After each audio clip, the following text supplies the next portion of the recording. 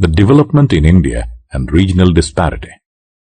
It is a fact that in spite of 6 decades of planning, development has not spread to all parts of India in a uniform manner.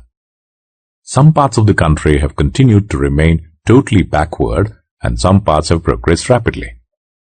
When we say development, it is an integrated concept of human development. It is not simply development of roads or irrigation or industrial projects. According to Planning Commission of India report on national human development, there is a widespread difference. For example, Kerala, Punjab, Tamil Nadu, Maharashtra and Haryana are known as prosperous states, whereas Bihar, Assam, Uttar Pradesh, Madhya Pradesh and Orissa are at the bottom.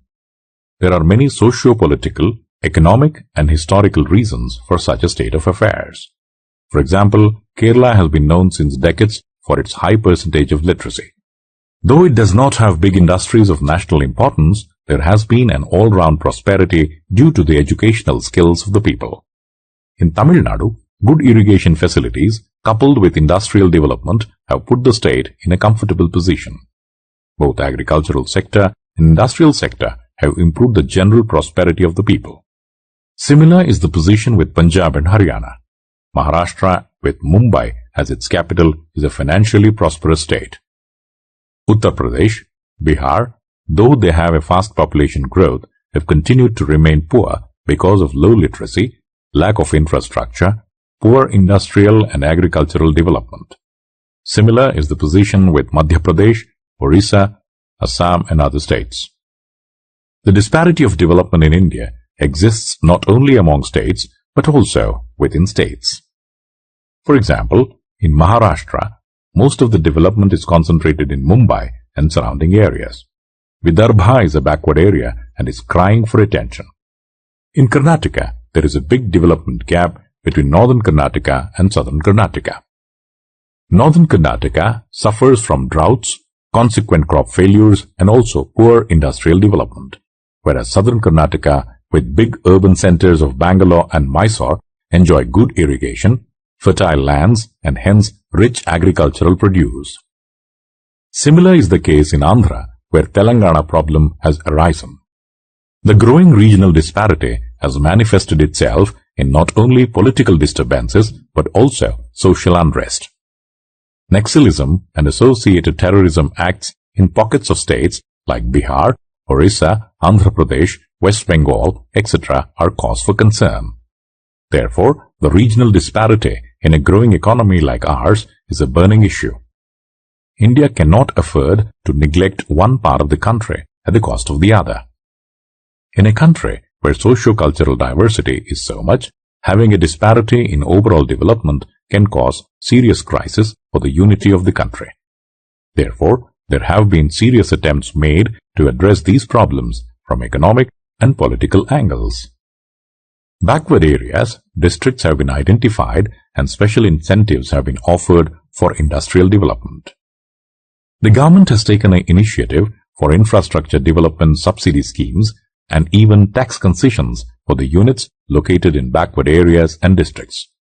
The government has floated Backward Regions Grant Fund Program, BRGF. This program signifies new approach to the problem of regional imbalances in development. It was first launched in 2007.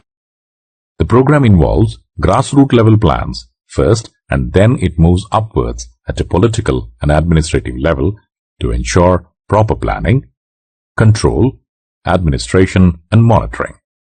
Many states have come into existence in the last decade. Examples are Uttarakhand, Jharkhand, Chhattisgarh, etc. Now, a day in Andhra, there has been persistent demand for creating a Telangana state. Economic prosperity, therefore, cannot be lopsided, concentrated only in the already developed states or areas. It also cannot be focused only in the particular sectors of the economy. In all the areas, an all-round development has to take place. This means all areas need to be developed in all sectors of economy. Therefore, a balanced economic and regional development has to take place in the country in order to have a harmonious society in India. This is exactly the idea of inclusive development and growth, which our 11th plan is aiming at. No society can said to be prosperous unless the fruits of the development have reached all sections of the society. Development has to be balanced not only in terms of sectors of economy, but also social equity has to be attained in the developmental process. The indices of development, such as availability of nutritious food, education, employment, potable water, availability of electricity, roads, sanitation, etc., will have to be provided in equal measure to all sections of population. The present scenario and urban population being given priority and enjoying all infrastructure and benefits should spread over to the rural population as well. It was in this context Government of India has made an initiative called Provision of Urban Amenities in Rural Areas, PURA. The aims and objectives of the scheme are manifold. It will bring sense of equity among rural population. It will help to prevent mass rural-urban migration. It will also spread awareness of development process from one village to another. Let us not forget that India still lives in its villages. Therefore, removing disparity at all levels in the country has to be the most fundamental theme of our plans. Important points to remember. Even after 6 decades of planning, some states, districts and areas have continued to remain backward. There are many socio-political reasons such as education, early industrialization, historical background, etc. Chronic regional disparity has led to socio-political unrest, demand for separate states, and worse Naxalism and terrorism.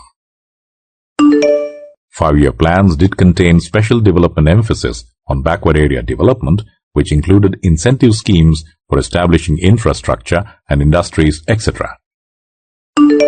In fact, separate states such as Chhattisgarh, Uttarakhand, Jharkhand have been created for facilitating focused development in backward areas.